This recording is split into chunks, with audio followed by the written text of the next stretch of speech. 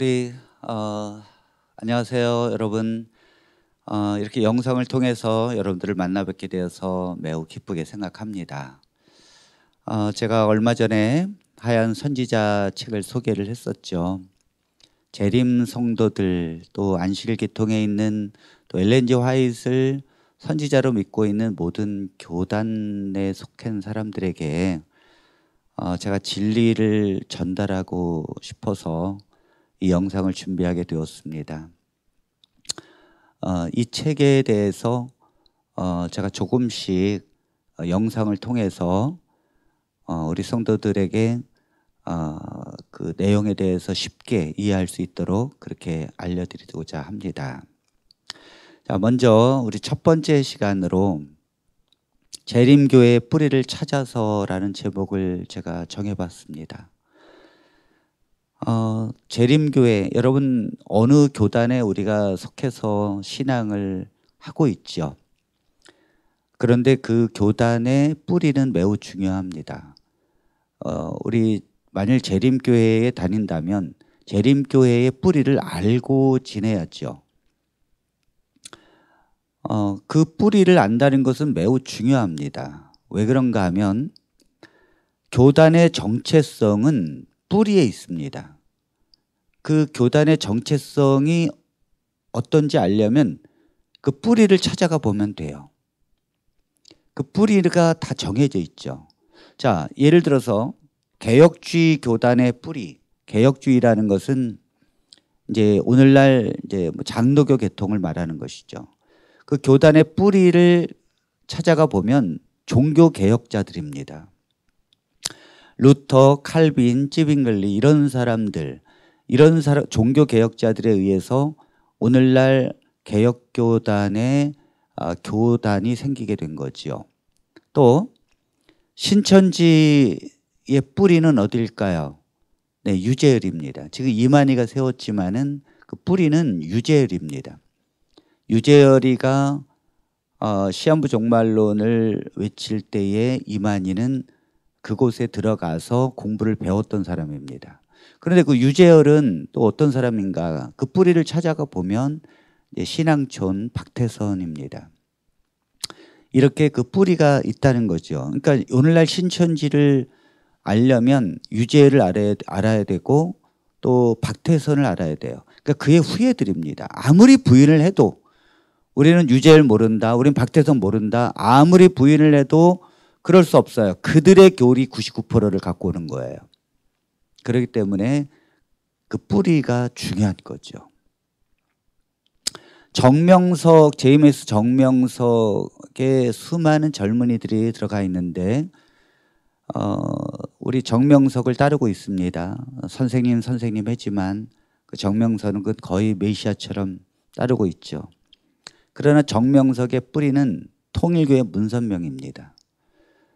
아무리 부인하려고 해도 그렇지 않아요.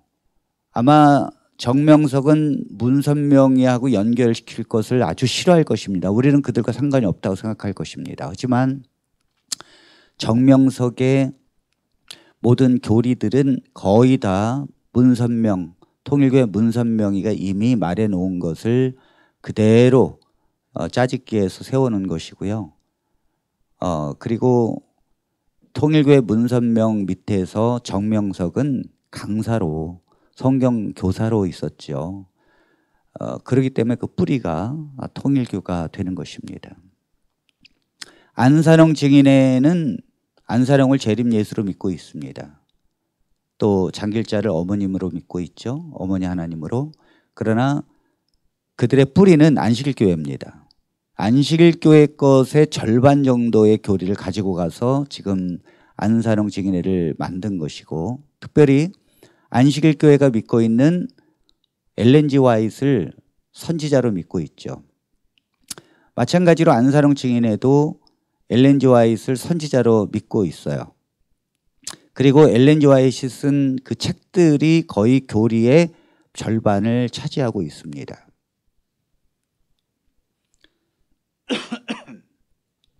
안식일교회 뿌리는 어디일까요? 안식일교회 뿌리는 윌리엄 밀러입니다. 윌리엄 밀러가 침례 교인으로서 평신도였죠. 그런데 1844년 10월 22일 물론 그 전에 몇 번 종말을 얘기했지만 수정돼서 최종적으로 1844년 10월 22일 날 예수님 재림한다고 하는 시한부 종말론을 미국에서 외칠 때 그것은 미국 기독교사의 이단의 어떤 시한부 종말론자의 한 이단의 주장이었습니다.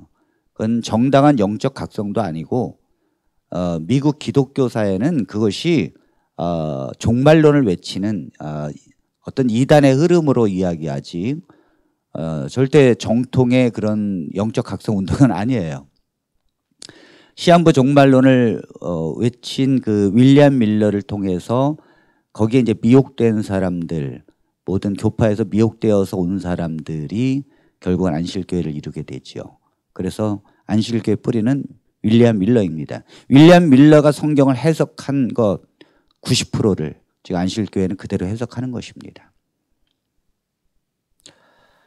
윌리엄 밀러가 1844년 10월 22일 날 종말이 온다고 외쳤지만 결국은 그것이 불발로 일어나게 됩니다. 자, 불발로 일어나게 된 이후에 어떻게 변했을까? 그 재림 신자들이 어떻게 변했을까요? 하이럼 에드슨이라고 하는 사람은 물론 그 종말론을 따르는 사람들의 이제 지도자적인 격인 사람이죠. 하이람 에드슨은 뭐라고 주장하기 시작했는가 하면 예수님은 그날 1844년 10월 22일에 하늘 성소에서 성소입니다. 성소에서 지성소로 들어가셨다. 이렇게 주장하기 시작했습니다. 예수님이 재림하는 날짜에 불발이 일어나니까 그 날짜에 대한 해석을 다르게 지금 주장하기 시작한 것이죠. 성경을 보면서 떠나가는 사람들 또 속았다고 외치는 사람들에게 설명이 필요했을 것입니다. 그래서 개신교로 돌아가지 못하도록 그들은 다른 얘기를 하지요. 그래서 하늘 성소에서 예수님이 지성소로 들어가셨다. 이렇게 주장하게 됩니다. 하이럼 에드슨이. 또 조셉 베이치라고 하는 사람은 결국은 7년 뒤에 예수님이 분명히 다시 재림하실 것이다 라고 주장하기 시작합니다. 44년에서 7년 뒤 51년에 지성소 봉사가 끝나고 예수님이 재림할 것이라고 주장하기 시작합니다. 크로지어라고 하는 사람은 1844년 10월 22일에 드디어 성소 봉사가 끝났기 때문에 은혜의 문이 닫혔다고 이야기합니다. 그리고 예수님이 지성소로 들어가셨기 때문에 예수님의 재림을 그때 기다리고 있었던 윌리엄 밀러를 추종했던 사람들, 그 사람들을 위해서만 예수님이 지성소에서 중보 사업을 시작하셨다라고 주장하게 되죠. 그리고 개신교인들에게는 이제 은혜의 문이 닫혔다. 더 이상 구원받을 기회가 없어졌다라고 주장하기 시작합니다. 자, 엘렌 G. 화이트라고 하는 이분은 그 이제 종말론을 따르는 사람들 중에서 이제 선지자로 떠오르게 되는데 여러 계시를 보면서 이 1851년 그러니까 조셉 베이치가 말한 7년 뒤에 예수님이 재림하실 것이다. 그리고 하이람 에드슨이 말한 것, 또 크로지어가 말한 것, 조셉 베이치 이 사람들이 이야기하는 모든 것을 계시로 뒷받침해 주면서 제2차 재림운동을 이끌게 됩니다. 계시를 받았다고 하니까 그것이 사람들이 믿게 되는 것이고 놀랍게도 엘렌 G. 화이트는 먼저 계시를 본 것이 아니라 다른 사람들이 주장하는 것을 듣고는 나중에 계시를 보고 그것이 맞다라고 하면서 지지하게 되지요. 자, 모든 이단에는 이런 계시들이 있습니다, 여러분. 신천지도 그렇고 다 계시받아 쓴 것이라고 말합니다.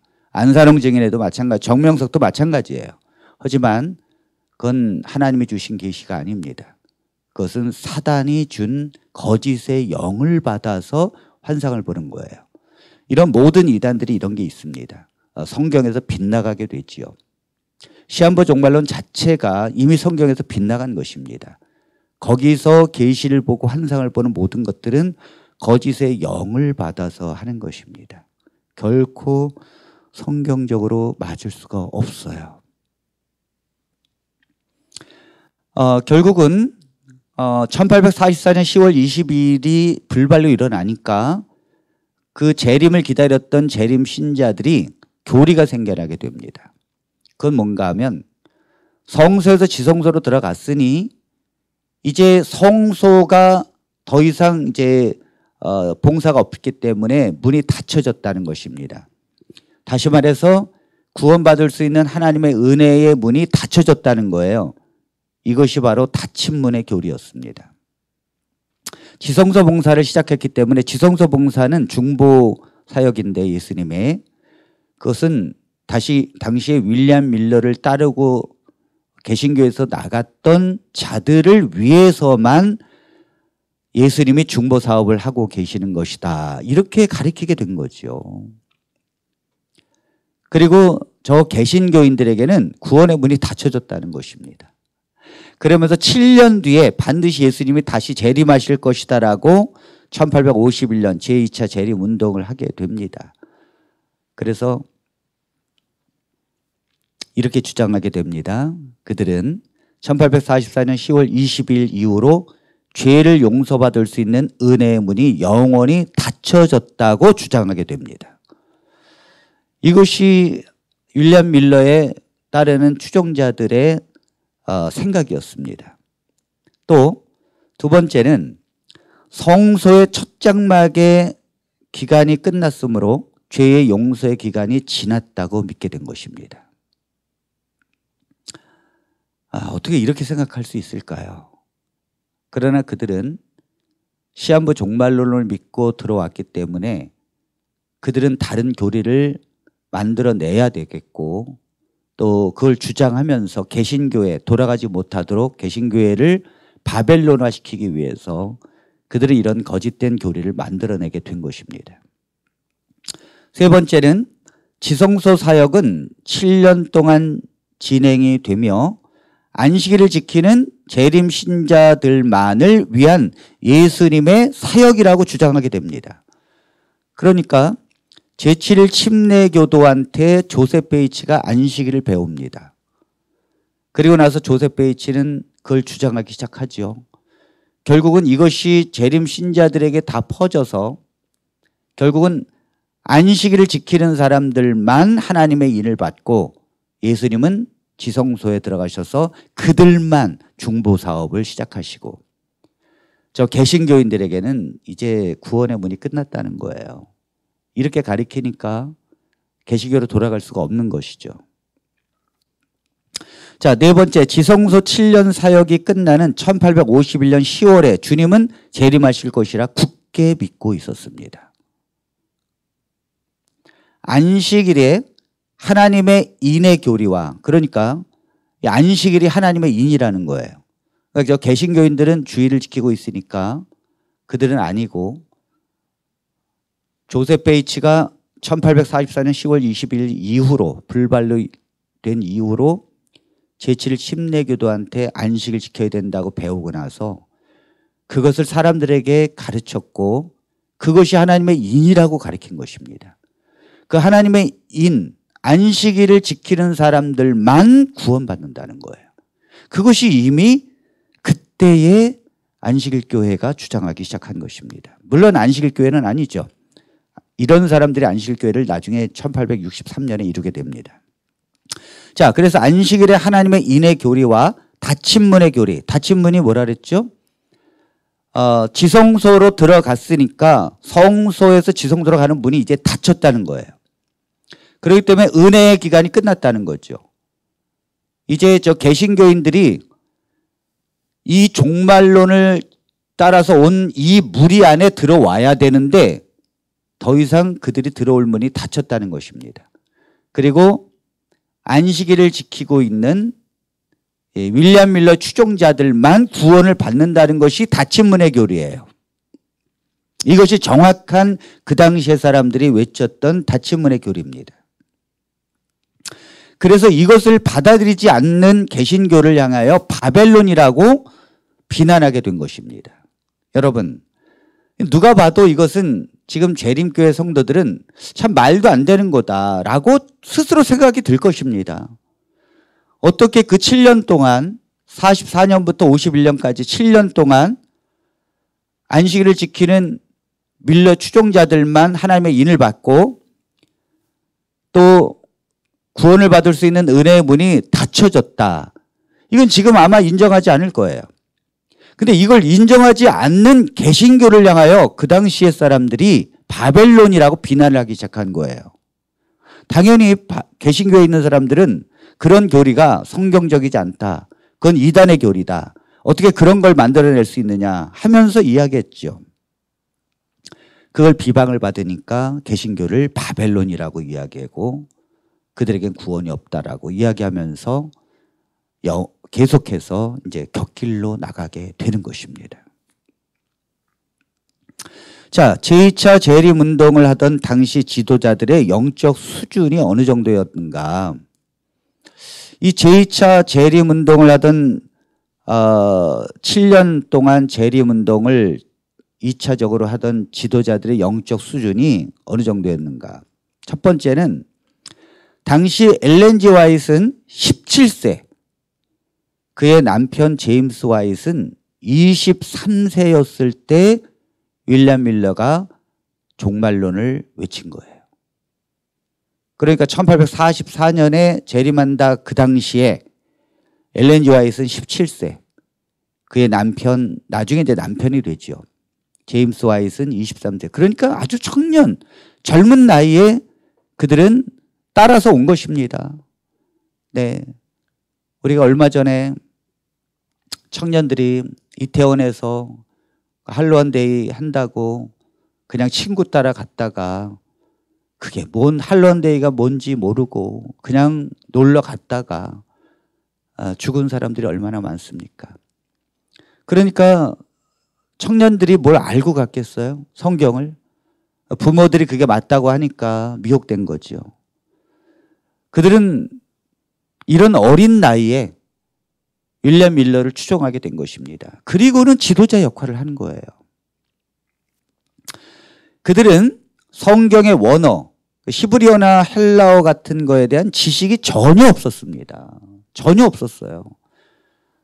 읽을 줄도 몰랐고 무슨 뜻인지도 몰랐고 서부 영화에 보면 말 타고 이렇게 가는 그 시대에 헬라어 히브리어를 어떻게 알겠습니까?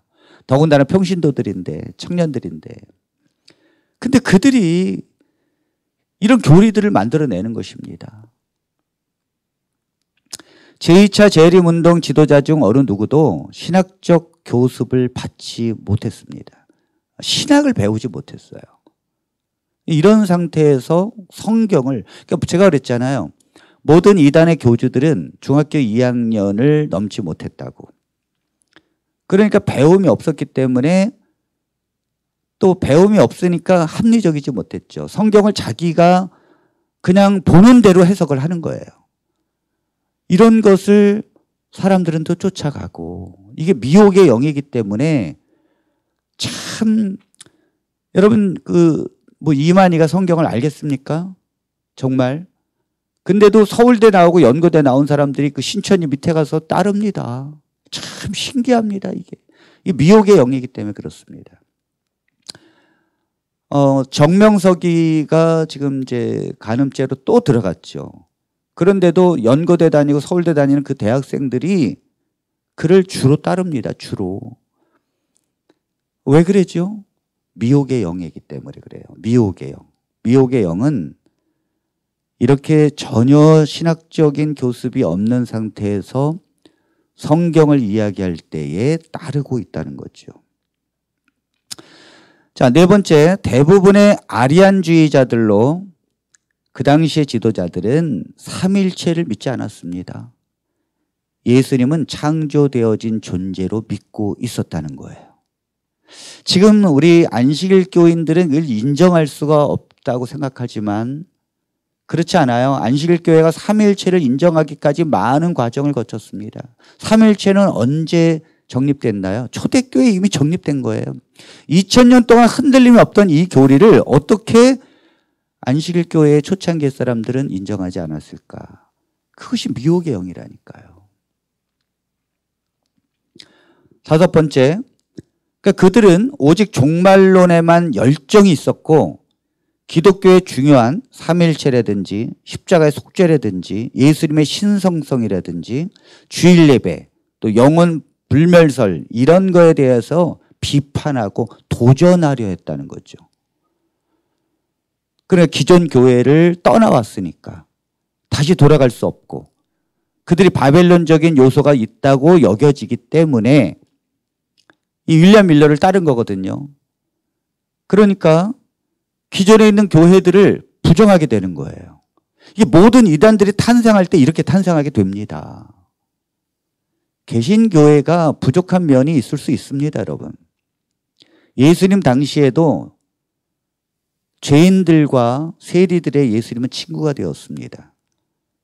부족한 점이 있고 그럼에도 불구하고 하나님의 십자가와 공로를 의지하기 때문에 하나님께서 그들을 사랑하는 것입니다. 예수님 당시에도 바리새인들은요 아주 의로웠고 흠이 없었어요. 그러나 예수님은 그들을 향하여 독사의 자식들아 외쳤고 오히려 간음중에 잡힌 여자라든지 분명히 강도짓을 해서 십자가에 달리는 사람들을 향하여 예수님은 하나님의 나라를 허용하셨고 또 정죄하지 않으셨습니다. 이것이 신비입니다. 그러니까 바벨론이라고 개신교회를 비방하는 것 자체가 이건 성경적이지 않습니다. 이건 사단의 그런 미혹의 영을 받아서 그렇게 생각하게 되는 것입니다.